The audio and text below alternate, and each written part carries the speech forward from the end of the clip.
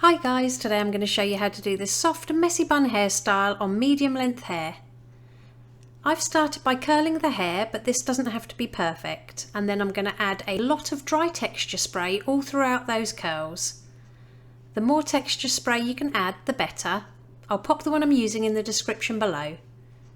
Then I'm going to divide off the hair from the top of the head to just above the ears and clip this out of the way. And I'm going to do this on both sides of the head. Then split the hair straight across from the end of eyebrow height, and I'm just going to clip this on top of the head for later. Gather the bottom section into a ponytail. On the last turn, only pull that ponytail halfway through to create a loop. Now using my fingers, I'm going to grab sections of that loop and pull them in opposite directions.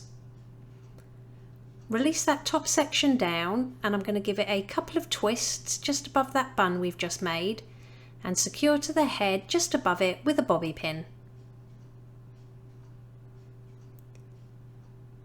Next, use your fingers to gently pinch and pull at the hair for some more messy texture.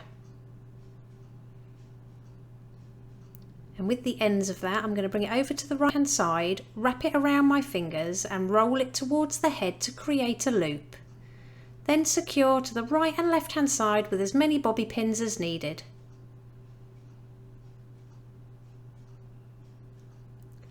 With those little loops at the bottom, I'm just going to push them towards the nape of the neck and secure with a bobby pin so they don't move around. Okay, next we're going to release the side sections, and I'm going to leave a little bit of hair out to frame the face. With the rest of the hair, I'm going to sweep this back, twisting it towards the head. Hold it next to the bun and loosen up with your fingers, and then slip a bobby pin through the centre of the twist. And with the tail ends on this side, I'm just going to pop a bobby pin about halfway down, twist it towards the bun and slide it in, leaving the ends hanging free. And we're going to do the same on the left hand side, so leave a little bit of hair out to frame the face and twist the rest back to meet the side of the bun and secure with a bobby pin.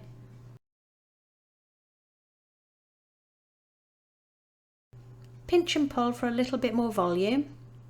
And with the tail ends, I'm just going to roll them up to meet the bun and secure them with a couple of pins. And it really is that easy. Here's the finished look. If you liked it, please give it a thumbs up and don't forget to subscribe for more tutorials.